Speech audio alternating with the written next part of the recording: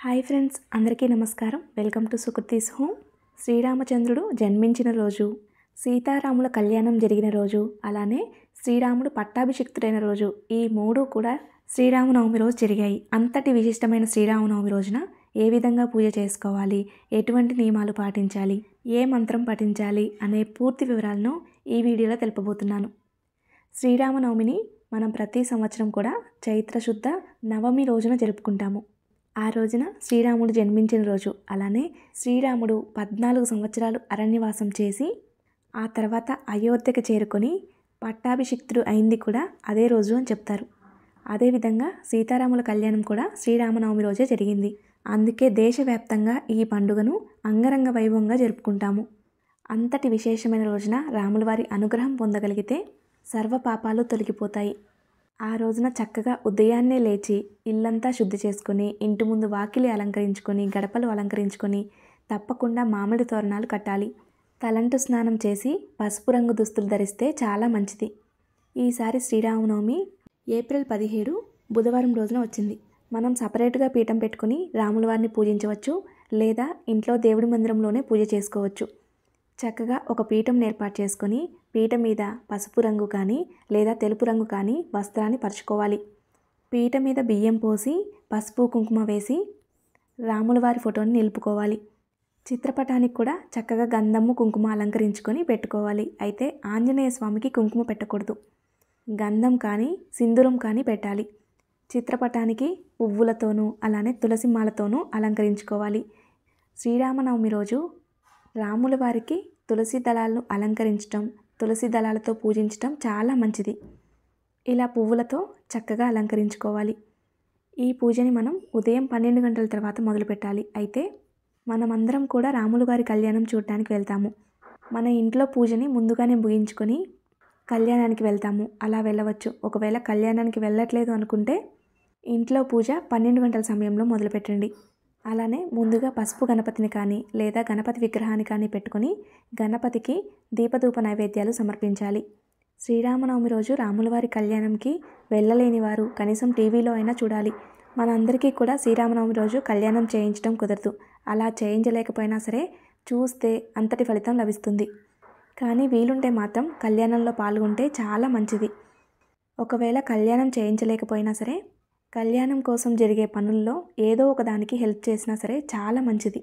రాముల వారి కోసం నైవేద్యం తయారు చేస్తూ ఉంటారు. అలానే కొన్ని చోట్ల భోజనాలు కూడా పెడతారు. అలా పెట్టిన చోట మనం వెళ్ళి వాళ్ళకి హెల్ప్ చేయవచ్చు. అలా ఆ పనుల్లో హెల్ప్ చేసినా సరే చాలా మంచి ఫలితాలు లభిస్తాయి. ఆ రోజున ఉదయం లేచిన దగ్గర నుండి రామజపంలో ఉండాలి. మనం ఎంతటి కష్టంలో ఉన్నా సరే మనం శ్రీరామ అనగానే ఆ కష్టం మన దరిదాపుల్లో కూడా రాదు అని చెప్పి పెద్దవాళ్ళు చెప్తూ ఉంటారు. అంతటి గొప్ప పదమైన రామ అనే పదాన్ని ప్రతిరోజు కూడా తలుచుకోవాలి. ఇంట్లో పిల్లలకు కూడా నేర్పించండి. శ్రీరామ రామ రామేతి అనే శ్లోకాన్ని ప్రతిరోజు కూడా పిల్లలు చదువుకునేలా చూడండి. మనం తెలిసి చేసినా తెలియక చేసినా ఎన్నో పాపాలు చేస్తూ ఉంటాము. అటువంటి పాపాల వలన ఎన్నో ఇబ్బందులు పడుతూ ఉంటాము. అటువంటి ఇబ్బందులు మన దరిదాపుల్లో కూడా రాకుండా చూసుకుంటాడు ఆ రామయ్య తండ్రి. ఆ రోజున ఉదయం లేచిన దగ్గర నుండి జై శ్రీరామ్ జై శ్రీరామ్ అని తలుచుకుంటూ ఉండండి. అంతకన్నా గొప్ప పని ఇంకోటి ఏమీ ఉండదు. మనం ఎంతో గొప్పగా పూజ చేయలేకపోయినా సరే జై శ్రీరామ్ అని తలుచుకుంటూ నిత్య పూజ చేసుకున్నా సరే ఎంతో మంచిది. అలాగే నా దగ్గర రామ్ పరివార్ విగ్రహం ఉంటే ఆ విగ్రహం కూడా పూజలో పెట్టుకుంటున్నాను. విగ్రహం లేకపోతే ఫోటోకైనా పూజ చేసుకోవచ్చు. ఒకవేళ విగ్రహం ఉన్నట్లయితే అభిషేకం చేయడానికి వీలుగా ఏర్పాటు చేసుకోండి. గణపతికి దీపధూప నైవేద్యాలు సమర్పించిన తర్వాత రాముల వారిని పూజించాలి. రాముల వారికి పసుపు కుంకుమ గంధము అక్షింతలు పుష్పము సమర్పించాలి. అలానే ఈరోజు రాముల వారికి అభిషేకం చేస్తే కూడా చాలా మంచిది. నేను ఇక్కడ తులసి జలంతో అభిషేకం చేస్తున్నాను. మన వీలుని బట్టి పంచామృతాలతో అభిషేకం చేసుకోవచ్చు, లేదా గంగాజలంతో అయినా అభిషేకం చేసుకోవచ్చు. అభిషేకం అనేది మనసుకు ప్రశాంతతనిస్తుంది. నిజంగా మనం మనస్ఫూర్తిగా అభిషేకం చేయగలిగితే మనసు చాలా ప్రశాంతంగా ఉంటుంది. అది గంగాజలంతో అయినా సరే మనస్ఫూర్తిగా చేస్తే చాలా ప్రశాంతంగా ఉంటుంది. ఇంట్లో అభిషేకం చేయలేని వారు రాముల వారి గుడిలో అభిషేకం చేస్తూ ఉంటారు కదా, వాటిల్లో పాల్గొనండి. తులసి జలంతో అభిషేకం చేసిన తర్వాత గంగాజలంతో అభిషేకం చేశాను. ఆ తర్వాత ఈ జలాన్ని మనం తీర్థంలా స్వీకరిస్తే మనకు ఎటువంటి అనారోగ్య సమస్యలున్నా దూరం అవుతాయి. రామ్ పరివార్ విగ్రహానికి చక్కగా గంధము కుంకుమతో అలంకరించుకొని ఇలా పెట్టుకుంటున్నాను.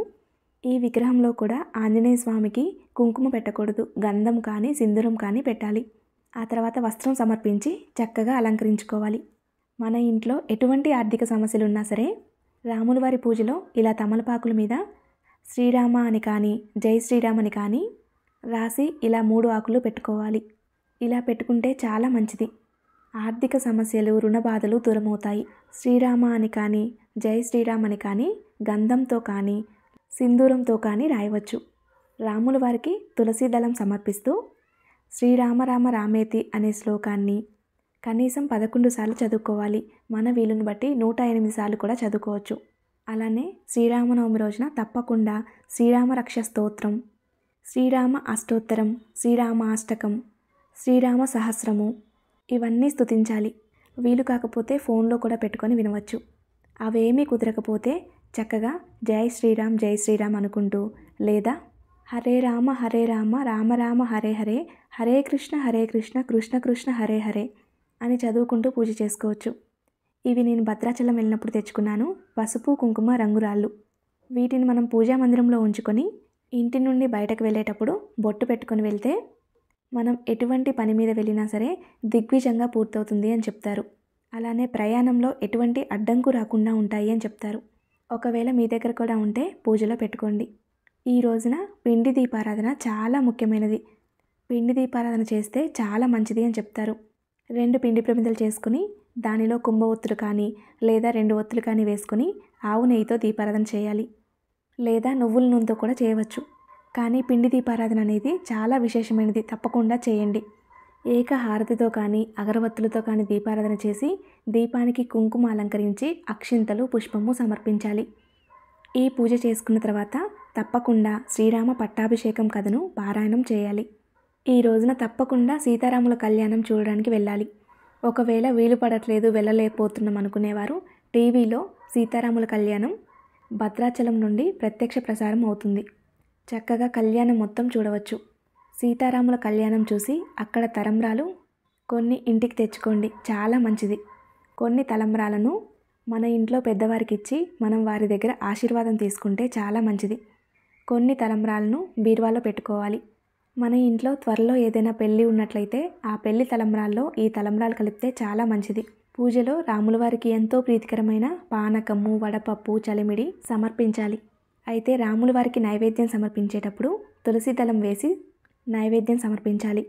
ఆ తర్వాత కర్పూర నీరాజనం సమర్పించాలి. ఈ రోజున రామకోటి ప్రారంభించాలి అనుకుంటే రామకోటి పుస్తకాన్ని ముందుగా ఈ పూజలో ఉంచుకొని పూజ అనంతరం తీసి పీఠం ముందు కూర్చొని రాయండి, చాలా మంచిది. ఈ రోజున ప్రారంభిస్తే అంతా శుభం జరుగుతుంది అని చెప్తారు. ఈ రోజున పూజ అనంతరం ఒక్క ముత్తైదునైనా పిలిచి తాంబూలం ఇస్తే చాలా మంచిది. అయితే ఆ తాంబూలంలో శ్రీరామ రక్షా స్తోత్రము, శ్రీరామ నిత్య పూజ లాంటి పుస్తకాలు ఏవైనా ఇవ్వాలి. అలా ఇస్తే చాలా మంచిది. అయితే లలిత పూజ చేసుకునేవారైతే ఎలాగూ తాంబూలం ఇస్తారు కదా, ఆ తాంబూలంతో పాటు ఈ పుస్తకాలు ఇవ్వవచ్చు. వారికి తాంబూలం ఇచ్చిన తర్వాత పానకము, వడపప్పు పెట్టి పంపించాలి. ఈరోజు కొంతమందికైనా పానకం పోస్తే చాలా మంచిది. వసంత నవరాత్రులు పీఠం పెట్టుకొని పూజ చేసుకుంటున్నవారు పీఠం ఎలా కదపాలి, అలాగే అష్టమి రోజున కూడా పూజ ఏ విధంగా చేసుకోవాలి అనే వాటి గురించి నెక్స్ట్ వీడియోస్లో షేర్ చేసుకుంటాను. ఈ విధంగా పూజ చేసుకుని సీతారాముల కళ్యాణం చూసి ప్రతి ఒక్కరికి కూడా రాముల వారి అనుగ్రహం కలగాలని, ఎటువంటి కష్టమైనా సరే దూరం అవ్వాలని మనస్ఫూర్తిగా కోరుకుంటున్నాను. ఈ వీడియో మీలో కొంతమందికైనా నచ్చింది అనుకుంటున్నాను. అలాగే మీలో కొంతమందికైనా ఉపయోగపడుతుంది అనుకుంటున్నాను. ఈ వీడియో కానీ మీకు నచ్చినట్లయితే లైక్ చేయండి. మీ స్నేహితులకి, బంధువులకి షేర్ చేయండి. మరిన్ని వీడియోస్ కోసం మన ఛానల్ సబ్స్క్రైబ్ చేసుకోండి. ధన్యవాదములు.